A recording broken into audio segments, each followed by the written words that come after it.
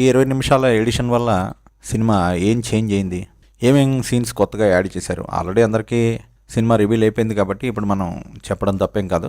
ఆ Japan episode first వెర్షన్లో చూసినప్పుడు అదొక కళ అన్నట్టుగా కట్ చేశాడు, కానీ అది నిజమే, ఇంకా చాలా జరిగిందని ఇందులో చూపించాడు. ఫర్ ఎగ్జాంపుల్, ఆ సీఎంని చేయడానికి అవసరమయ్యే డబ్బు ఎవరి దగ్గర నుంచి వచ్చింది అన్నది టోటల్గా మారిపోయింది ఈ వెర్షన్లో. ఫస్ట్ వెర్షన్ చూసినప్పుడు ఏమనుకుంటామంటే ఆ హమీద్ అనేవాడు వాడే పంపించాడు ఈ డబ్బంతా అని అనుకుంటాం, ఆ హెలికాప్టర్ ఇచ్చిన విలన్.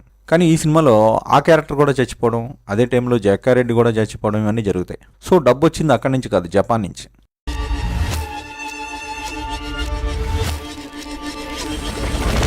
పుష్ప 1 మూవీ అసలు ఆ జపాన్ గిటార్ తోటే మొదలవుతుంది. సో మళ్ళీ అక్కడ తన ఈ ఎర్రచందనంతో తయారైన గిటార్ని ముట్టుకుని మనవాడు శేషాచలం అడవుల మట్టి వాసనేస్తోంది ఏదో అంటాడు. మొత్తానికి అదొక సర్కిల్ కంప్లీట్ చేసినట్టు చేశాడు సుకుమార్.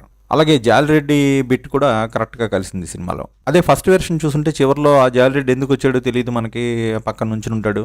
చెప్పాలంటే ఈ రీలోడెడ్ వెర్షన్ కాకుండా ముందర ప్రీవియస్ వెర్షన్ రిలీజ్ చేయడం వల్లే చాలా లింకులు తెగిపోయి మనకి కొంత ఎఫెక్ట్ తగ్గిపోయింది అనిపిస్తుంది. అఫ్కోర్స్ అదే బాగా పెద్ద హిట్ అయిపోయింది అనుకోండి ఆ హిందీ సర్కిల్స్లో.